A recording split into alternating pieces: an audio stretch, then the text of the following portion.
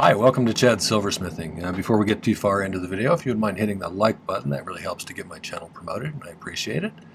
I also love it when people leave comments, so feel free to ask questions, give me constructive criticism, provide me with video ideas. That's always nice, and I love to hear how you do things. That's always interesting for me too. I learn a lot from you guys. So today I'm going to do kind of a simple ring, but I think it'll be kind of fun. It's going to have two great big faceted amethysts in it. Thank you, Bobby, for giving me these amethysts. I appreciate it. It's going to be kind of a modern sort of looking ring with two stones opposite a band made out of sheet. But the band made out of sheet is going to be two layers of 18 gauge soldered together with a hole cut through them. So we'll see how that goes. I think it'll be fun.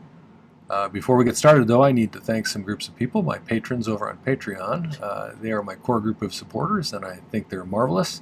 They've created this really nice community over there where they share ideas and comment on each other's pieces that they make. It's a very nice place, and some very nice, talented people. I appreciate not only their financial contribution, but the community that they've built over there. It's really nice. My other group is my YouTube subscribers, and if you're not a subscriber, I'd love to have you as one. But thank you for all of the nice comments. We just passed 15,200, which is awesome. I really appreciate you all signing up. And thank you also for the super thanks and the buy me a coffees. Those things really help with the cost of materials as they've gotten so expensive lately. So with those things being said, thank you very much, and let's get started on this ring. This is one of my design idea books. You can get them on my merch store. The recent ones, I have some conversion tables on them. This particular one has fractions of an inch to decimals and then to millimeters, which I find very useful. It also has a nice grid pattern in the background that helps me to keep things kind of symmetrical, since I'm not super good at freehand drawing things.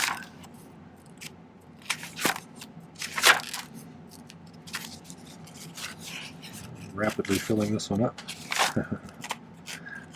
Where are you at? Oops, too far. As you notice, I burned it the other day, so these also work as excellent kindling if you decide to start a fire.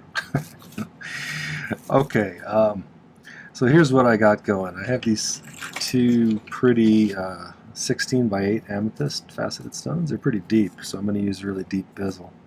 But they're going to be like this on either side. I have some 18 gauge sheet. I've got a couple of pieces like this to solder together.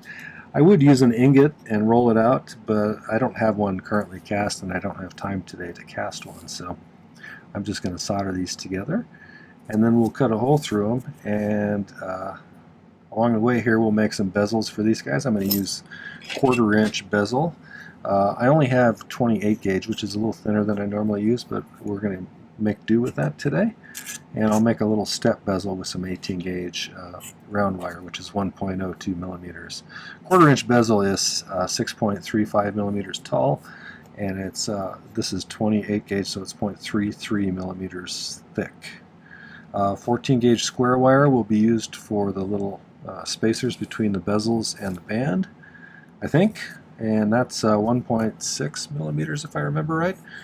So to start with, I think let's make a bezel for one of these stones, and I'm probably not going to make you watch me make both bezels, but I'll make one in front of you. So we'll start by getting the end of this flat. If you're new to my channel, I use primarily hard silver sheet solder, which looks like this, and I use a liquid flux that I dribble on with a little dripper bottle like this.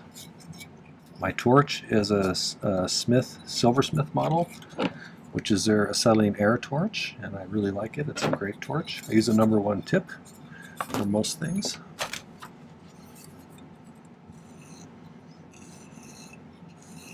That's the bulk of the questions I get regularly.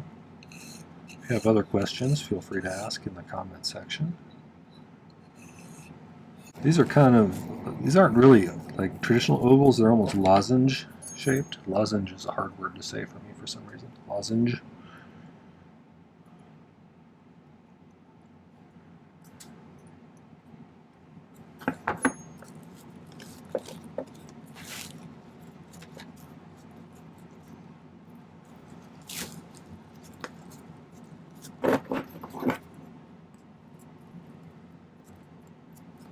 Just when I make a bezel like this, I always I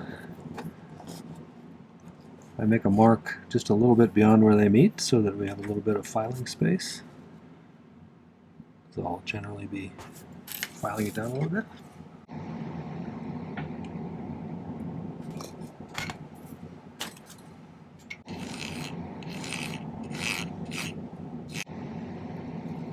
Quarter-inch bezel is super tall for bezel. I normally use 3/16 for most everything, and then I file it down or cut it in half or whatever, depending upon what purpose I'm doing. It's a good all-purpose one, but I keep some of this around for situations like today where I have really deep stones.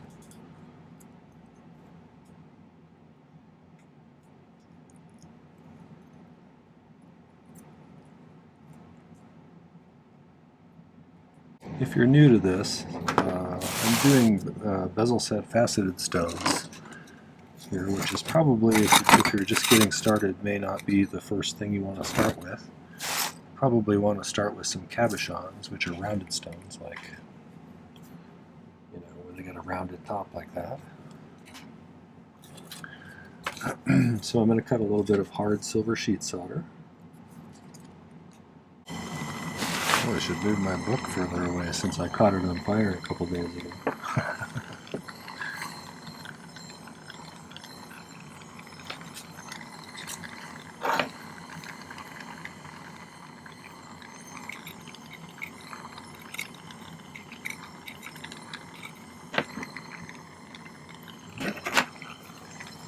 Bezels don't take very long to solder. So if you're not careful, if you heat them unevenly, solder will jump to whichever side reaches temperature first, and which in the case of hard silver sheet solder is 1450 degrees, roughly. And so that's why we kind of go in circles pretty quickly there. Whenever you have a solder joint and you're doing something oval, I always put the solder joint on the longer side of the oval. That way you don't have to bend it as far as the rest of it, and it's usually a little bit stiffer there. It'll save you some problems. And now I'm just reshaping it a little bit. I wanted to thank everybody who's bought my ebook recently. I really appreciate that. It's a guide to 2023's YouTube tutorials. I do 3 per week. So over the course of a year, I create, you know, more than 150 videos, and so I catalog them all in an ebook with, you know, information about the project, difficulty level, materials you need, you know, some notes I made about the project itself, and a link right to the video. So I think it's a relatively useful guide. If you're interested, I'll put a link up there for you.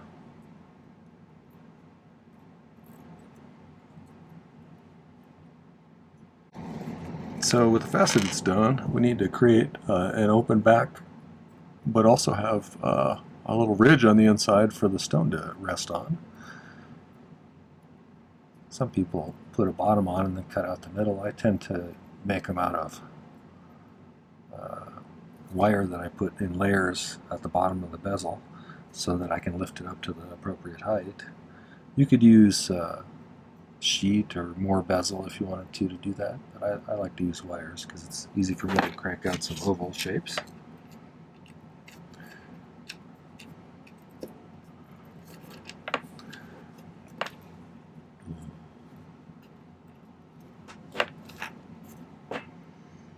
You want to make sure that these are sitting flat too when you push them in there, because they have a tendency to try to twist to one side, and I want to make sure the bezel is shaped about how I want it. So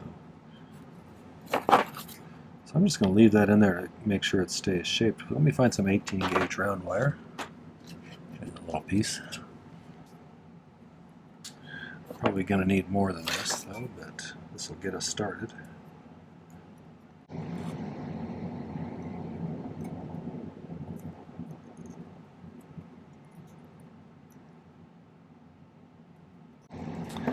Probably with this deep of a stone, I'll need at least 2 layers of this, maybe 3. We'll see. I'll put 2 in and then we'll set the stone on top of it and see how it looks. We can always add a 3rd one if we need to.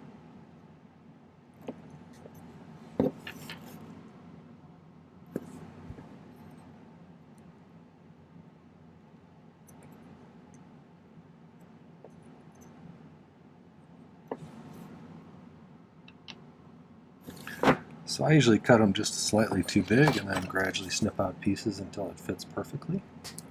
That way you don't end up cutting it too short and having a gap. Nobody wants an embarrassing gap.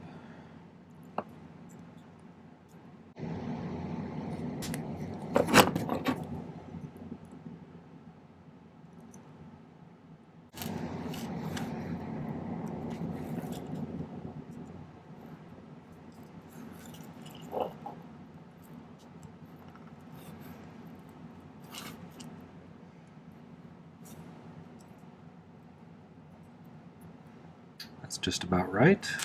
I have to kind of push it in there because it's snug, and that's kind of what I like. So I'll make another couple ones, well, at least one to put on top of there.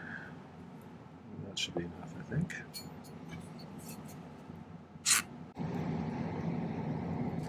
One thing you're going to want to do before we solder these in is make sure that they're all sitting in one plane. The wire has a tendency to kind of do this a little bit sometimes. So we'll get it kind of to lay flat before we do this, but I'm going to push this other one out so I can measure for this one. Okay, I think we're good there.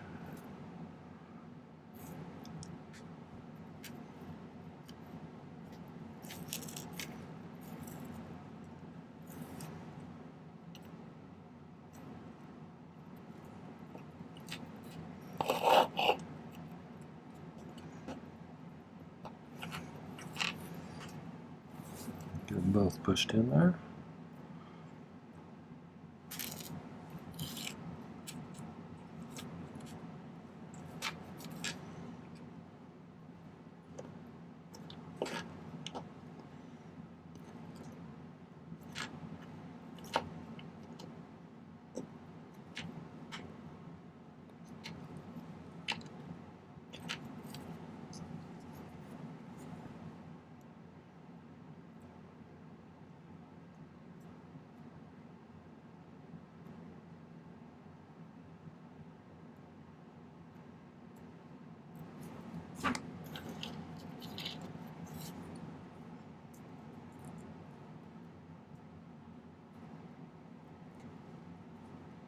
So as it sits right now, you can see that the bottom of the pavilion of the stone is still sticking out a little bit. So we're going to do at least one more layer. Then we'll see. Don't want to do this kind of a thing. They do make pre-made step bezels, although getting them for unusual sizes may be challenging. These are, like I said, these ones are kind of weird ovals. Yeah, and then we'll file the bezel down just a little bit to match the girdle of the stone there, so we can just barely get a grip on it when we set it. But let's solder this in there. I want to make sure everything's sitting flat at the bottom in a nice neat stack so there's no waves in them. Because that'll make getting your stone to sit how you want it difficult if you have some non-flat platform things going on there.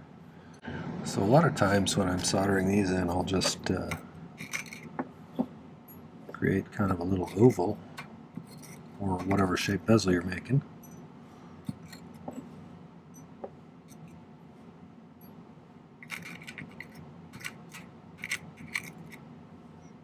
And then after we flux it up, we'll set it right on top of those and heat the thing, and it should just flow right up in there. I'll throw one more on there,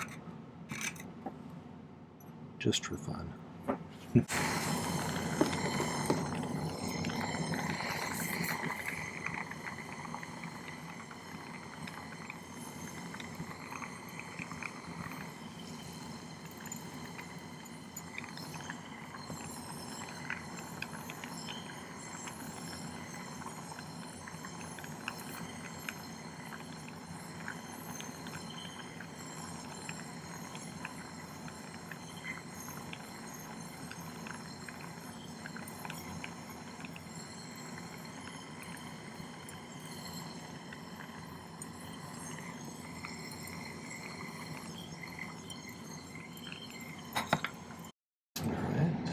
Let's file that down a little bit more.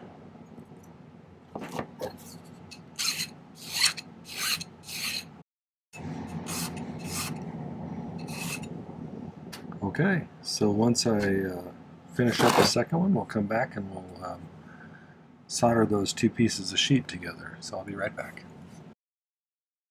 So I got my second bezel made, and I've got these two squares. They actually, I didn't measure them, but they're about, I'm shooting for about a size 8. And these are about 26 wide. So I cut them a little bit big because I knew I was going to probably be cutting them down a little bit. Rather have too much than not enough. What we'll do is we'll sweat some solder on one side of this. Make sure everything's all nice and crusty.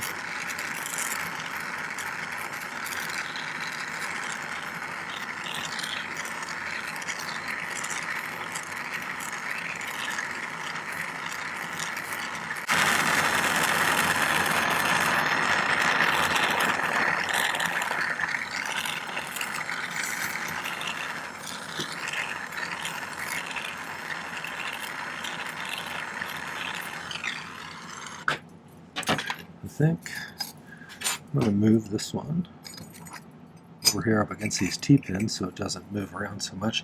Sometimes when you solder two pieces of sheet together, they kind of skate around once the solder turns into a liquid. And so I want something I can push them up against so it stays in place. I'm just going to kind of spread these out.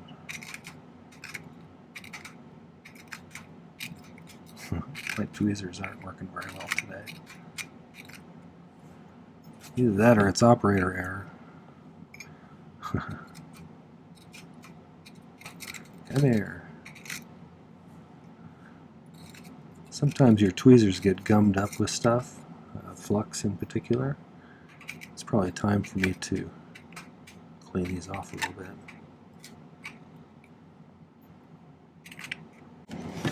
Okay, see if we can get those to melt and flow on that one.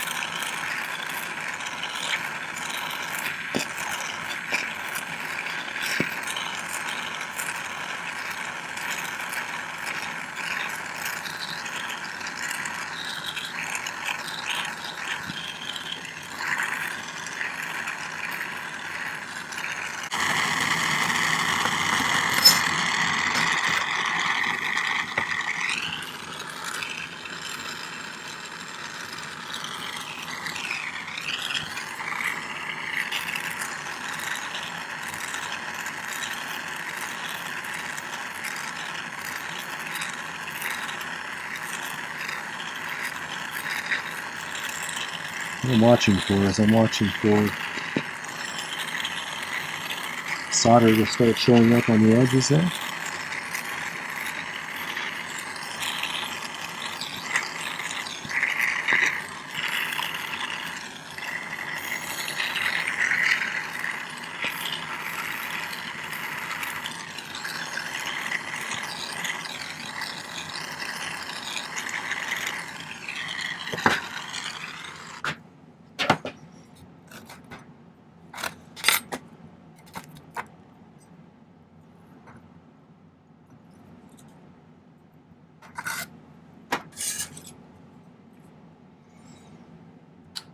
And I see a couple of gaps, so I'm going to actually pick solder a little bit on the side to get some to go into those spots.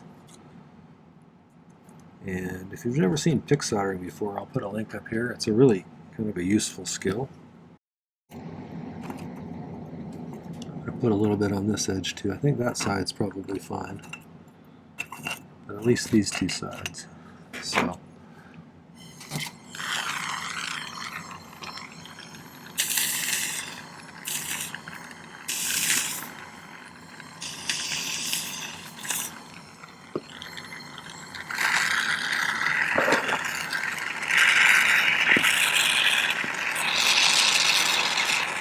You pick up a little bit of solder on the end of your pick.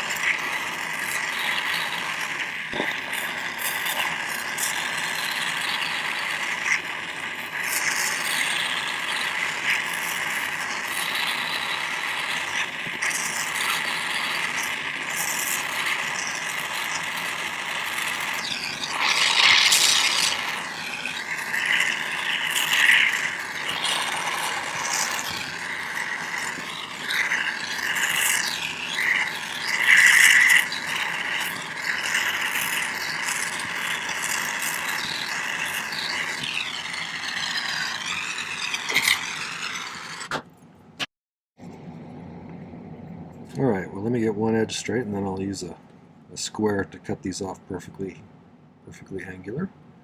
So I'm going to file for a while.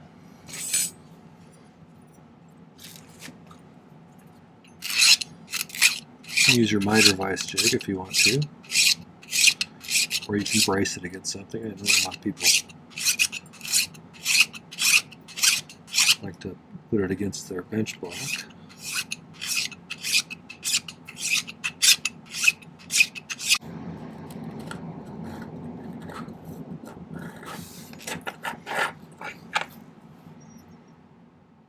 Okay, so I'm going to file that and then I'll make sure everything's squared up. I'll be right back.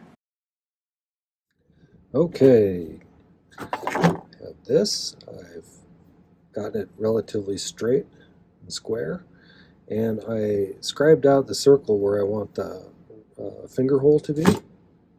And so I drilled a hole in it, and we're going to go ahead and saw that out, and then I'll clean it up with a rotary tool on the inside of that. So we'll get going on that.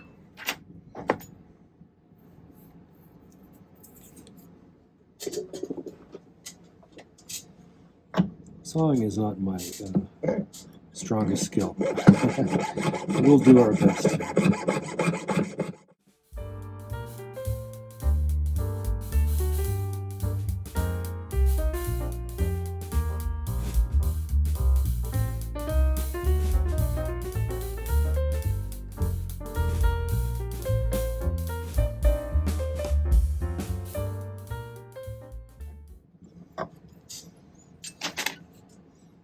All right.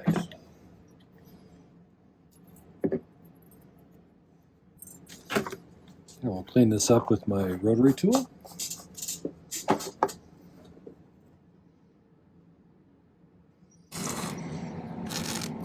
Okay, so hopefully you can see what's going on here. I have taken a piece of 14 gauge square wire and poked it into this magnesia block, which is a softer surface. And that should allow me to have these just at the lower part of the bezel. That way it doesn't stick up and cause problems with the setting of the stone. So I think this one needs to go just a skosh deeper. I made a little scratch on the side of the bezel so I could see how deep to put them. I also got to get them centered too, which isn't my strongest suit sometimes. Okay, so I'm just going to pick solder these. I have a little bit of solder over here.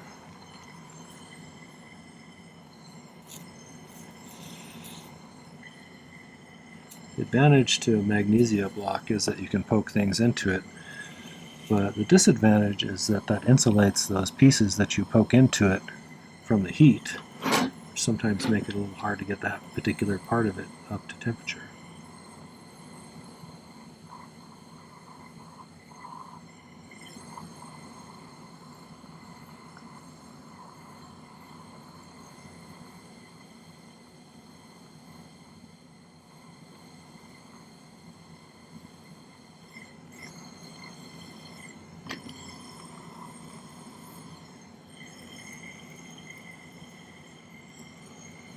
The bezel up top gets up to the 1450 degrees easily. The little square wire is partially buried into the... I did not get it that time.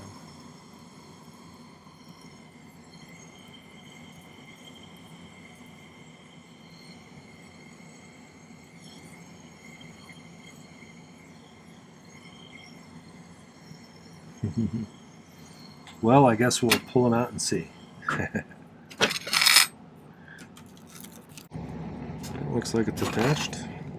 Is it straight? Not perfectly, but do we care? Not that much. Is it pretty good? So when we put them straight across from each other, are they going to be lined up? Yeah, not bad. Okay, so now I'm just going to cut off stuff that's sticking out and file it flush.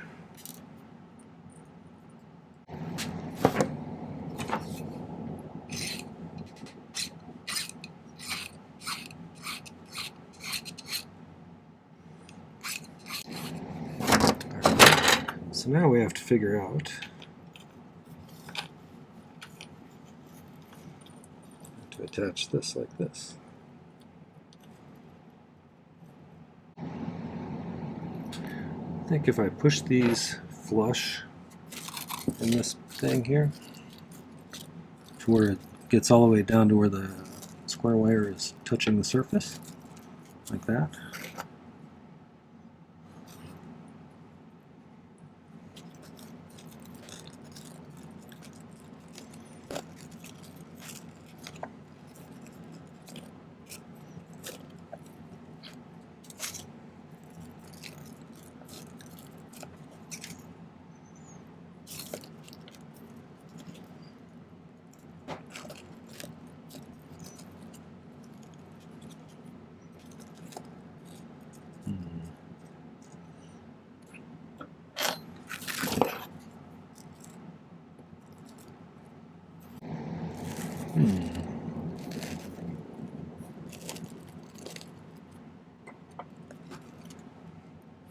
I'm going to do that and see how it looks.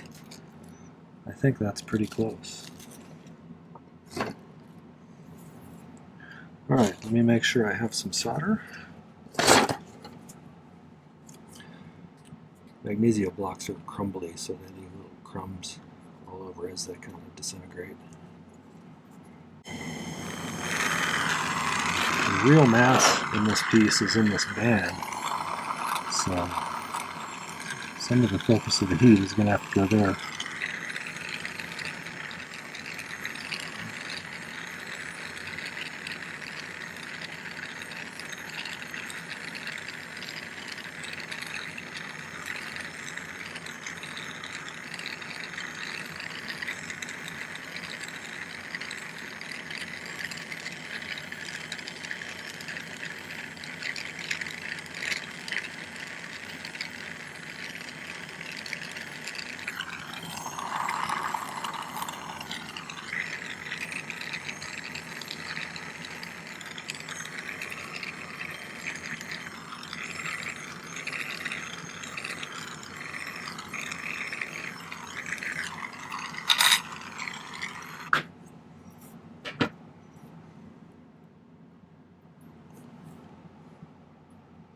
Let that cool for a minute before I pull it out.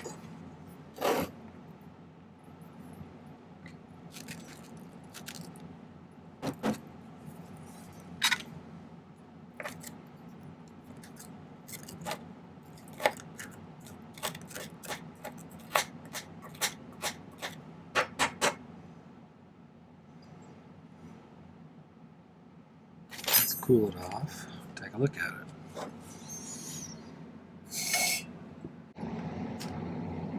It's not too bad as far as straightness.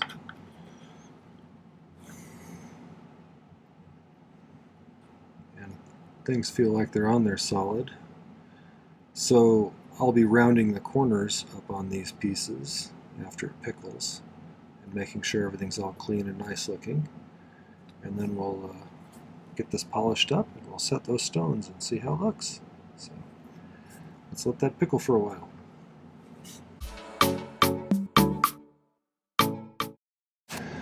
Alrighty, well, I have it pretty much polished up. I'll do a little bit more cleanup polishing at the end here. But I set one of the stones, it's all good to go. This one I've gotten down to about the right level as far as the bezel goes. In a spot like this where it's a little bit close to something where you can't really get the what I normally use to set things is the side of my needle nose pliers here. And so, get this in there straight. So normally I'm pushing this down just over that bezel like that. But sometimes you run into a spot where you can't quite get in there. You can actually use a knife blade. Just kind of push it down like that. And then go around the rest of the way.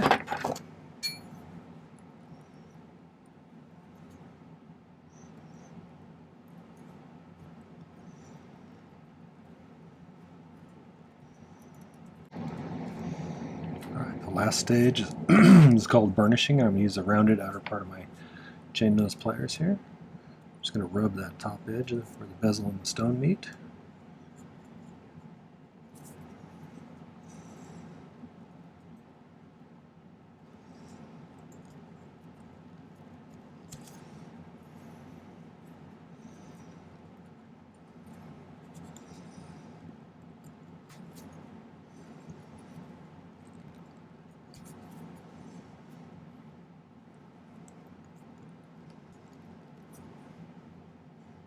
Alright, well, just to give you an idea, that's kind of what I was shooting for.